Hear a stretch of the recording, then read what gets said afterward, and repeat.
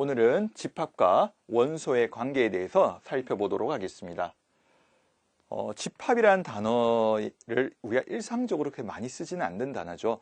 집합이란 것은 어떤 기준에 의해서 그 대상을 분명히 알 수 있는 것들의 모임입니다. 그러니까 기준에 의해서 그 대상을 분명히 알 수 있어야 하는 겁니다. 그러니까 만약에 우리가 그냥 키가 큰 사람이라고 하면 사람들마다 아마 기준이 다를 겁니다. 그죠? 예쁜 사람, 뭐 잘생긴 사람, 그죠? 공부 잘하는 사람도 기준이 다르겠죠. 그러나 우리가 키가 얼마 이상이라든지, 그죠? 성적이 뭐 수능에서 수학이 90점 이상이라는 정확한 기준을 주게 되면 그 대상이 분명해지겠죠.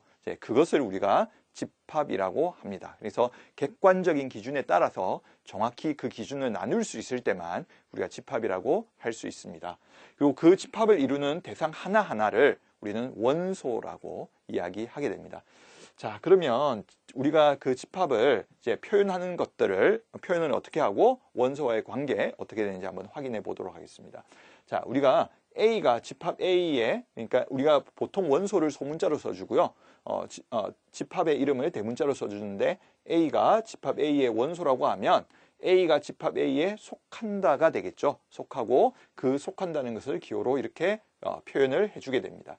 자, 그 다음에 A가 집합 A의 원소가 아닐 때는 아니다라고 표현을 해주는 거죠. 아니면 속하지 않는다. 그죠? 그래서 오른쪽이 집합이 들어가고요. 왼쪽이 원소가 들어갑니다. 그죠? 위치 관계를 항상 기억을 해주셔야 됩니다. 자, 이 집합이 있고 그 원소를 왼쪽에 적어주시면 되겠습니다. 자, 집합을 나타내는 표현들에는 첫 번째가 원소 나열법이라고 해서 그냥 그 속에 속하는 원소를 그대로 나열해 주시면 됩니다. 나열해 주시면 되고요. 자, 조건제시법이 있는데요. 조건제시법은 우리가 이 앞에 나중에 표현될 부분이고요. 이 뒤가 조건이 됩니다. 그죠? 이 뒤에 쪽에 우리가 조건을 넣어주시고 그것에 해당되는 어떻게 표현을 할지를 X라고 하는데요. 좀 어렵죠? 그래서 좀 이따 문제에서 우리가 확인을 해보도록 하겠습니다. 자, 그 다음에 이제 벤 다이어그램이라고 해서 평면 위에 그림으로 나타내는 아마 학생들이 본 적이 있을 거예요. 이렇게 해서 집합을 표현을 하죠. 이렇게 나중에 우리가 뒤에서도 보겠습니다. A, B 이렇게 집합을 표현하는 평면의 그림이고요. 훨씬 직관적이기 때문에 우리가 원소 나열법과 조건 제시법도 이용하지만 벤 다이어그램도 어려운 문제 해결할 때는 굉장히 도움이 될 겁니다. 그래서 꼭 기억을 해 두셔야 될 것 같습니다. 자, 그러면 우리가 문제를 통해서 한번 확인해 보도록 하겠습니다. 여러 가지 상황을 섞은 문제를 찾다 보니까 조금은 표현이 어려울 수 있습니다. 그런데 천천히 우리가 한번 살펴보도록 하겠습니다. 정수 전체 집합 Z에 대해서 집합 A를 정의를 했죠. A를 정했는데 조금 전에 말씀드렸듯이 표현은 4x-5입니다. 그러니까 이 뒤에서 x가 결정이 되고요. 그 결정된 x에다가 4배를 해서 5를 뺀 원소를 나열을 해줘야 되는 거고요. 자, 그 다음에 조건을 봤더니 자, 복잡한 부등식이 하나 있네요. 복잡한 부등식이 하나 있고 그 다음에 이제 조건은 3분의 x 더하기 1이 정수가 되어야 됩니다. z는 정수기 때문에 자, 오른쪽이 집합이죠. 그 다음에 이 집합의 3분의 x 더하기 1이 원소가 됩니다. 그러니까 3분의 x 더하기 1이 정수가 되어야 된다는 이야기겠죠. 그래서 집합 A의 모든 원소의 합을 한번 구해봐라고 했습니다. 자, 그러면 우리는 먼저 이 조건을 가지고 해석을 해야겠죠. 자, 그러면 이 부등식에 양변에 3을 더하겠습니다. 3을 더해서 x의 조건을 찾기 위해서요. 자, 2x가 되겠고요. 자, 3을 더하면 이쪽이 마이너스 5, 이쪽은 11이 되겠죠.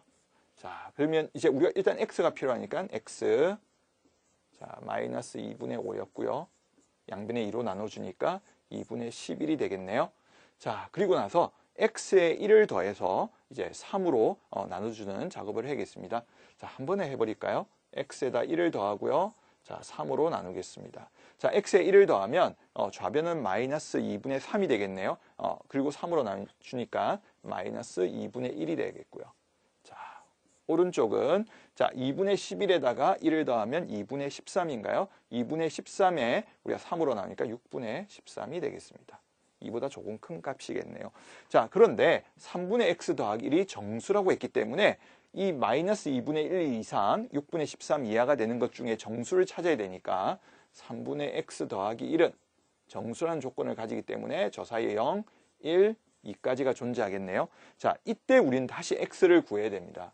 x를 구해서 자 0이 돼서 마이너스 1, 2가 되겠고요. 5가 되겠죠. 그런데 우리 그 문제의 답은 이게 아니고요.